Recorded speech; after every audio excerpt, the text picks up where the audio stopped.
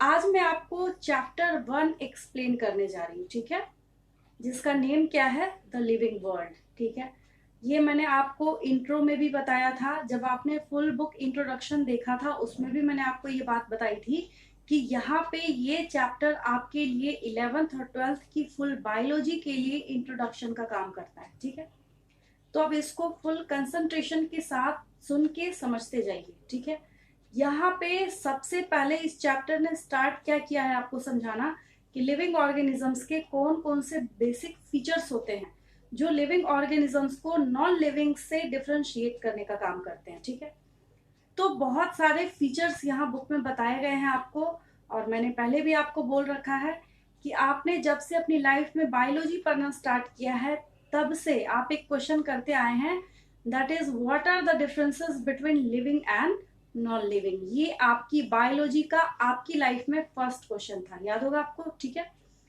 तो जब आप इसको डिफरेंशिएट करते थे तो डिफरेंशिएट करते वक्त आप बहुत छोटे छोटे बेसिक जो यहाँ पे डिफरेंसेस होते हैं उनको आप मेंशन करते थे। ठीक है, अब यहाँ पे एक टर्म हमारे पास डिफरेंस के तौर पे क्या निकल के आता है सामने, दैट इज मेटाबॉलिज्म। क्या निकल के आता है सामने, मेटाबॉलिज्म। ठीक है, मेटाबॉलिज्म टर्म आते के साथ दिमाग में ये क्वेश्चन अराइज होता है, व्हाट इज मेटाबॉलिज्म। ये वर्ड ऐसा नहीं है कि आपके लिए अनसुना होगा या फिर आप फर्स्ट टाइम इसको मेरे थ्रू सुन रहे हैं, पहले भी आपने ये वर्ड ऑलरेडी सुन रखा है। बस आप इसको समझते जाइए कि मेटाबॉलिज्म होता क्या है। ठीक है, तो metabolism is defined as the sum total of all the chemical reactions of any living organism. ठीक है, तो मेटाबॉलिज्म को क्या समझा आपने, कोई भी लिविंग ऑर्गेनिज्म अगर है उसकी बॉडी में बहुत सारे केमिकल रिएक्शंस होते हैं। अब आपके दिमाग में ये बात आ रही होगी केमिकल रिएक्शंस कहाँ से आ गए। ठीक है, और आसान तरीके से समझिए इसको। अब आप जो फूड कंजम्पशन करते हैं उसमें हम प्रोटीन का एग्जांपल लेते हैं, बहुत सारे फॉर्म्स कंजम्पशन करते हैं आप, कार्बोहाइड्रेट्स भी होते हैं, प्रोटीन्स भी होते हैं, फैट्स भी होते हैं। तो प्रोटीन्स को आप जो कंज्यूम करते हैं तो प्रोटीन डायरेक्टली उसी फॉर्म में एब्जॉर्ब नहीं होता स्मॉल इंटेस्टाइन के थ्रू। ठीक है, तो यहाँ पे प्रोटीन्स का ब्रेक डाउन किस में होता है, अमीनो एसिड्स के फॉर्म में होता है। ठीक है, अमीनो एसिड्स में जब इनका ब्रेक डाउन होता है तब इनका साइज इतना छोटा होता है कि उसको आपकी बॉडी का स्मॉल इंटेस्टाइन एब्जॉर्ब कर सके। ठीक है, तो जिसकी वजह से क्या होता है, यहाँ पे मेटाबॉलिज्म होता है। मेटाबॉलिज्म कैसे हो गया, क्योंकि यहाँ पे भी एक केमिकल रिएक्शन है। ठीक है, यहाँ पे भी आप प्रोटीन्स का ब्रेक डाउन करवा के आप उसको उसी के कंपोनेंट में अमीनो एसिड्स में तोड़ रहे हैं, तो क्या हो गया, ये मेटाबॉलिज्म हो गया। ठीक है, इट मीन्स कि यहाँ पे ये कंक्लूजन निकल के सामने आया कि मेटाबॉलिज्म लिविंग ऑर्गेनिजम्स के अंदर होगा बट नॉन लिविंग ऑर्गेनिजम्स के अंदर नहीं होगा। ठीक है, तो वहां पे कुछ साइंटिस्ट इसके अगेंस्ट में खड़े हुए और आज तक ये डिस्प्यूटेड टॉपिक है, इसके ऊपर डिस्प्यूट आज तक चल रहा है। ठीक है, अब क्यों डिस्प्यूट चल रहा है, क्योंकि ये चीज लेबोरेटरी में भी कराई जा सकती है, लैब में भी इस रिएक्शन को परफॉर्म कराया जा सकता है।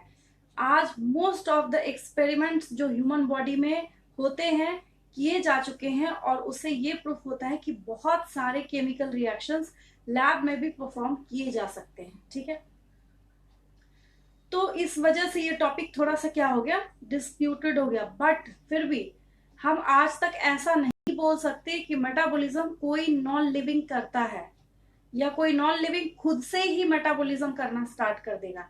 लैब में भी अगर ये एक्सपेरिमेंट्स केमिकल रिएक्शंस के थ्रू कराए जाते हैं तो वहां पे ह्यूमन बींग्स करते हैं, वो करके देखते हैं तभी होता है। जैसे हम इस मार्कर की बात करते हैं, ये खुद ही अपने अंदर कोई मेटाबॉलिक प्रोसेस को रेगुलेट नहीं कर सकता है, तो क्या हो गया, ये नॉन लिविंग हो गया। लेकिन जो लिविंग ऑर्गेनिज्म है वो मेटाबॉलिज्म को क्या करेगा, रेगुलेट करेगा। ठीक है, अपनी बॉडी में, और खुद सेल्फ सस्टेनिंग फॉर्म में करेगा। वहां पे किसी बाहर से किसी मॉनिटर की रिक्वायरमेंट नहीं होती कि वो आके आपकी बॉडी के अंदर आपके मेटाबॉलिक प्रोसेसेस क्या करे, मॉनिटर करने का काम करे। बात समझ आ रही है आपको। ठीक है, तो इस मेटाबॉलिज्म को भी जब आप इसके टाइप्स में डिवाइड करने का काम कीजिएगा तो मेटाबॉलिज्म 2 टाइप्स के निकल के सामने आते हैं। ठीक है, first type is anabolism and second type is catabolism. ठीक है, पहला टाइप क्या है, एनाबोलिज्म है, और दूसरा टाइप क्या है, कैटाबोलिज्म है। ठीक है, एनाबोलिज्म को हम कैसे डिफाइन करते हैं, एनाबोलिज्म के अंदर ड्राई वेट इंक्रीज करता है। Anabolism is responsible for increment of dry weight while catabolism is responsible for decrement of dry weight. ठीक है, अब आपके दिमाग में एक क्वेश्चन आ रहा होगा कि व्हाट इज ड्राई वेट, यहाँ पे हम ड्राई वेट बार बार क्यों कर रहे हैं। तो ड्राई वेट का मतलब है कि जब आप किसी लिविंग कंटेंट को लेते हैं तो उसमें से उसके वाटर के वेट को माइनस करके बाकी जो उसका वेट है उसको जब आप देखना स्टार्ट करते हैं, दैट इज ड्राई वेट। ठीक है, तो ड्राई वेट को यहाँ पे कंसीडर किया जाता है।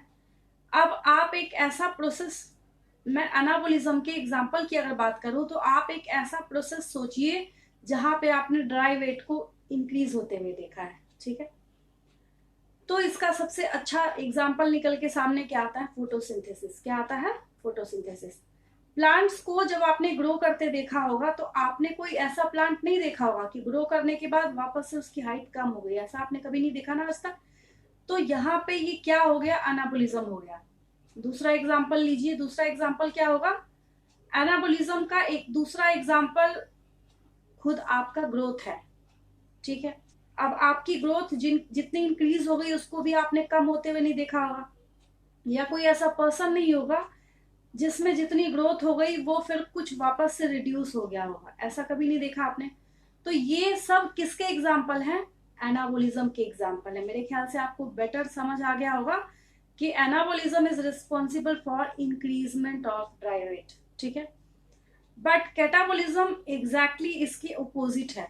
कैटाबोलिज्म के अंदर क्या होगा, डिक्रीजमेंट ऑफ ड्राई वेट होगा। ठीक है, अब यहाँ पे सोचने वाली बात ये आती है, एनाबोलिज्म का एग्जाम्पल बच्चे फटाफट लिख देते हैं, बट कैटाबोलिज्म की जब बात आती है वहां पे एग्जाम्पल्स मोस्टली स्टूडेंट्स नहीं लिख पाते, जबकि ये भी आसान सा है।